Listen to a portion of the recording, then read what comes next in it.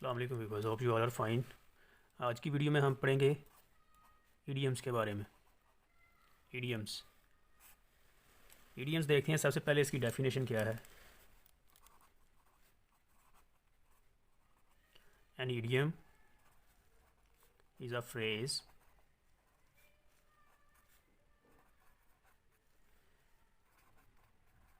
that does not have a literal meaning.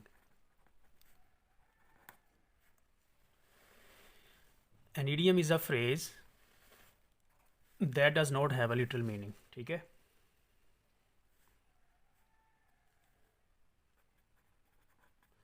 और that cannot be understood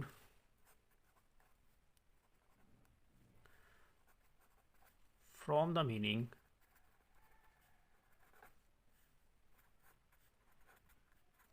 of its individual words. English में इसकी ये definition है जी। An idiom is a phrase that does not have a literal meaning, जिसका लफ्ज़ी मतलब नहीं होता। एक ऐसी फ्रेज़ है जिसका लफ्ज़ी मतलब नहीं होता। That can not be understood from the meaning of its individual words. Idiom जिन अल्फाज से मिलके बनता है ना, उसको अगर हम इनफरादी तौर पे पढ़ें तो उसका मतलब वाज़ेह नहीं होता। ये इसकी डेफिनेशन है, तारीफ़ है। अगर उर्दू में हम इसकी तारीफ़ करें तो वो क्या होगी। ऐसे अल्फाज जिनको अलग अलग पढ़ने से इनका मतलब वाज़ेह नहीं होता, बल्कि इनको मिलाकर पढ़ने से मतलब वाज़ेह होता है। ठीक है, यह समझ में आता है। ये इसकी तारीफ़ है।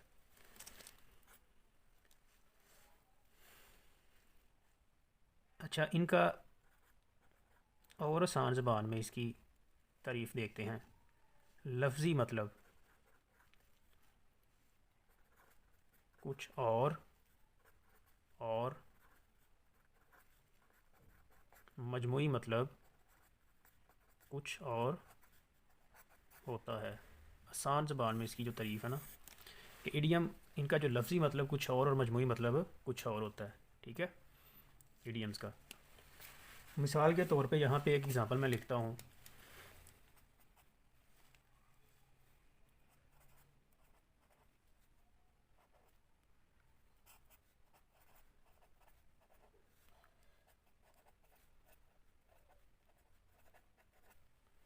Burn the candle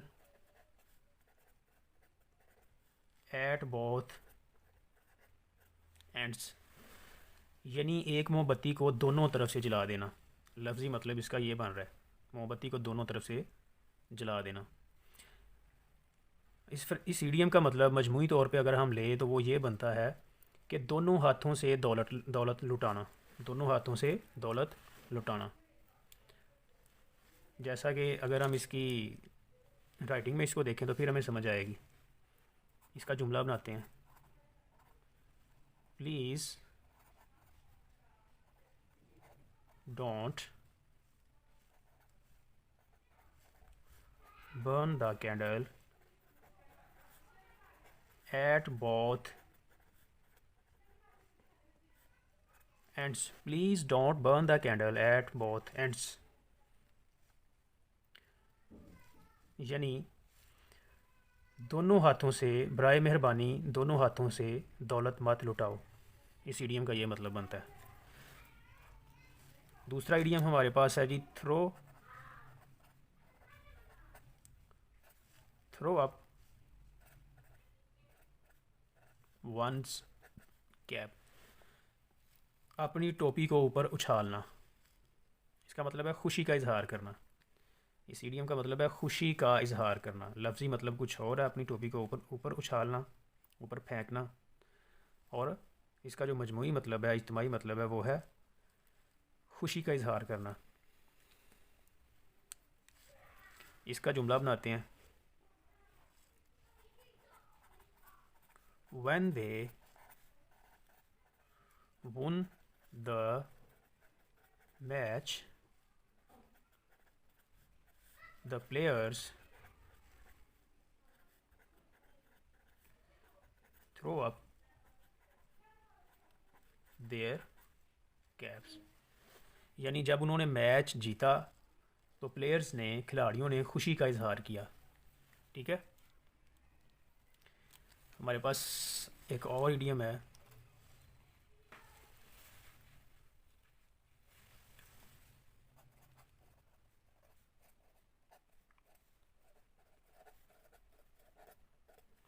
rain cats and dogs. Rain cats and dog, इसका लफ्ज़ी मतलब अगर हम लें तो ये हो सकता है कि कुत्ते और बिल्लियों की बारिश, लेकिन ऐसा कभी भी नहीं होगा। इसको हम इज्तिमाई तौर पे, मजमूई तौर पे अगर हम इसका मतलब समझना चाहें तो वो बनता है ज़ोर की बारिश या मूसलाधार बारिश। इसकी मिसाल लिखते हैं ताकि हमें समझ आ सके, क्लियर हो सके।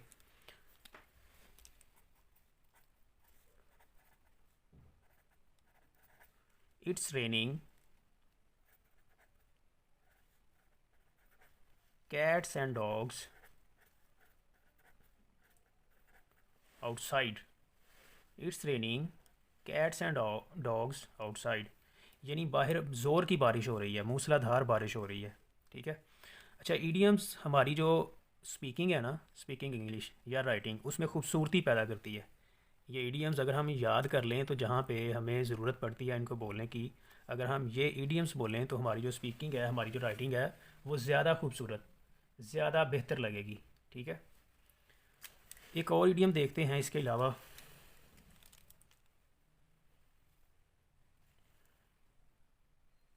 Break the ice.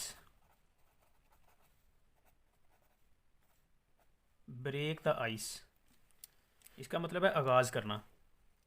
आगाज़ करना, यहाँ पे मैं लिख देता हूँ, आगाज़ करना। इसका जुमला देखते हैं, जुमला बना के देखते हैं।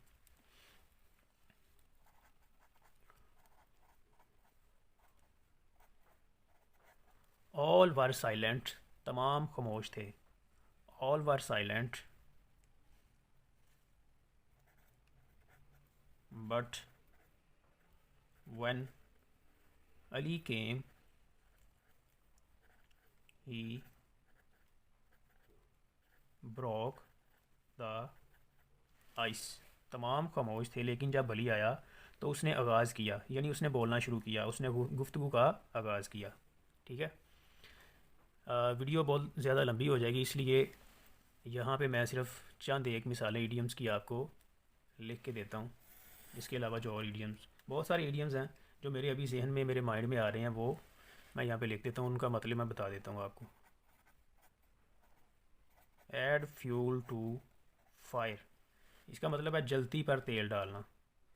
जलती पर तेल डालना। कुछ लोगों की आदत होती है ना, कोई बात हो तो वो ऐसे ही खुद से ही कोई बात बना लेते हैं ताकि ज़्यादा जो है वो बात बढ़े। Add fuel to fire. इसके अलावा हमारे पास एक और इडियम है जो मेरे माइंड में आ रहा है। एप्पल ऑफ द आई, लाडला होना।